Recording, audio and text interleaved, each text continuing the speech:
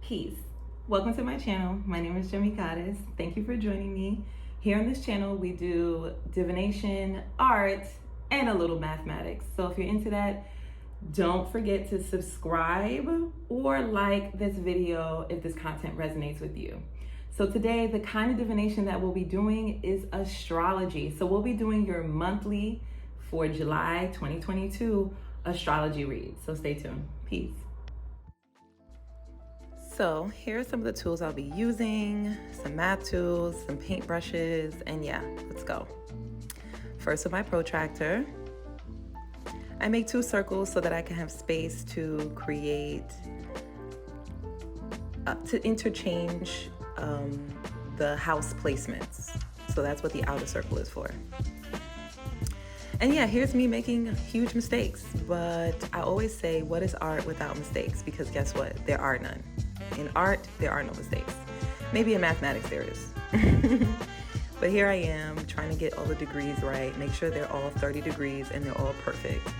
But guys, remember, no true natal chart has exactly 30 degrees in each house.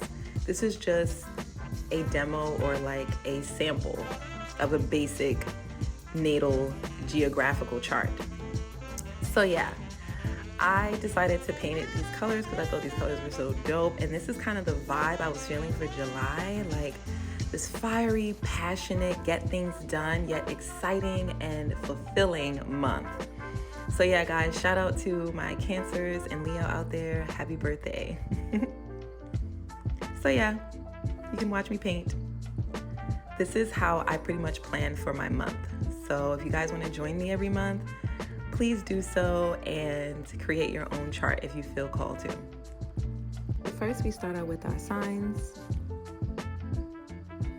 Leo, Capricorn, and then our planets. And then significant dates for the month.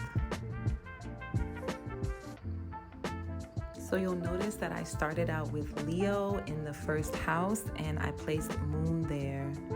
And the reason for this is because even though Leo isn't my ascendant and the original ascendant is Aries, July 1st, the new moon started out in Leo. I always start out my monthly calendar with the ascendant in which the moon begins on that month. So just as, even though we're using the Roman calendar, yes, like July 1st would be the first of the month, I like to start the first of my month when the moon is new. And it just so happened that July 2nd, the moon was new in Leo. So there you have it. I placed Moon in Leo, and of course, you should shift your chart if you want to see it from your ascendant with your ascendant first. So with Moon in Leo, I feel like the beginning of the month, most of us will probably feel just vulnerable and naked because Leo governs our alter ego or our higher self in some cases.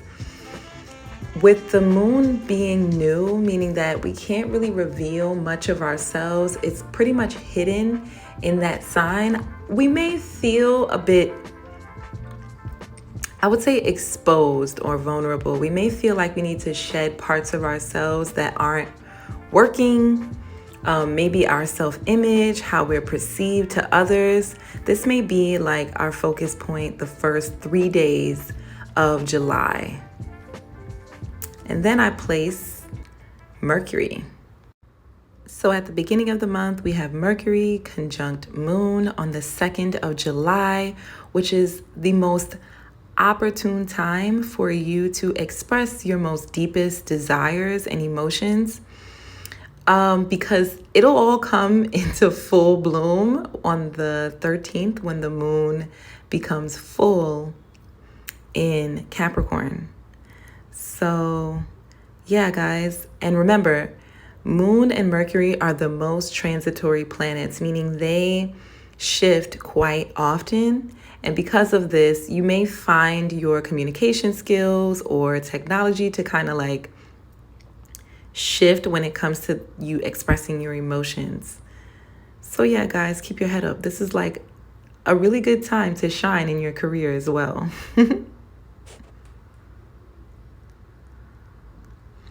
So yeah, then I'm going to go ahead and place the new sign, which will be Virgo. And you'll see throughout the month, the moon will just continue to shift every 2 or 3 days in between signs. So right now the moon is in Virgo on like the 4th of the month, and then it'll shift to Libra. And then around the 6th of the month, you'll see moon conjunct the south node, or in Vedic astrology, we call it Ketu. So this is very important because Ketu governs our past, if you will. It also governs ancestry in some Vedic studies. So with moon transiting here in the sign of Libra, I would pay very close attention to karmic relationships or just karmic romantic ties or business partnerships. That's usually like a one-on-one type of ordeal around the 6th and 7th of the month.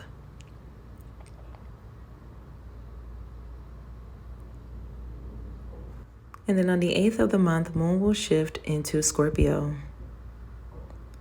And then Sagittarius, and you'll see it continue to shift as Mercury continues to flow and move forward. And toward the 11th of the month, you'll see moon shift into Capricorn. And this is where moon will start to illuminate completely. And you'll start to notice that I add July 12th, which is the most important date. This is when moon is full. July 13th, this is when it's at its max. And then we also notice that Jupiter will be conjunct moon around this time.